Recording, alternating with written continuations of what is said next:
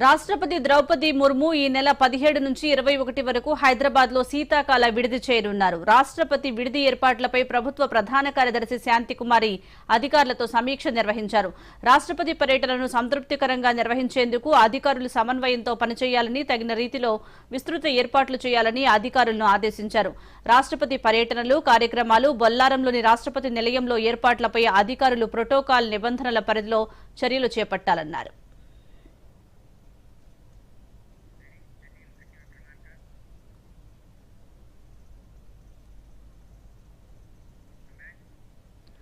ప్రజల అవసరాలు తీర్చడమే ప్రభుత్వ లక్ష్యమని ఉప ముఖ్యమంత్రి బట్టి విక్రమార్క తెలిపారు. ప్రజలకు తమ ప్రభుత్వం జవాబుదారీగా ఉంటుందని పునరుద్ఘాటించారు.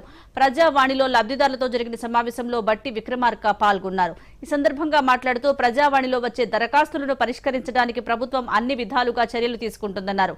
గత 10 ఏళ్ల కాలంలో ప్రజా సమస్యల పరిష్కారంపై పాలకులు దృష్టి కేంద్రీకరించలేకపోయారన్నారు. అందుకే ప్రజా సమస్యలను పరిష్కరించడానికి ప్రజావాణి కార్యక్రమాన్ని ఏర్పాటు చేశామన్నారు. ప్రజల కోసం పనిచేయాలని ప్రభుత్వ లక్ష్యం ప్రజావాణితో నెరవేరుతోందన్నారు. భారత రాజ్యాంగంలో పొందుపరిచినటువంటి ప్రియాంబుల్ని కానీ, అందులో పొందుపరిచిన చట్టాలను కానీ తూచా తప్పకుండా ప్రజలకు అందించాలనేటువంటి ఆలోచన ఈరోజు మా నాయకత్వం అంతా ఆలోచన చేసి ఈ ప్రభుత్వాన్ని నడిపిస్తా ఉంది. నిత్యం పర్యవేక్షణ కూడా చేస్తా ఉంది. అందుకే మీ అందరికీ మేము స్పష్టంగా మాటిస్తా ఉన్నాం, ఈ ప్రజావాణి నిరంతరం కొనసాగుతుంది. ఎన్ని ఇబ్బందులు వచ్చినా ఈ ప్రజావాణిని నడిపిస్తాం. కేవలం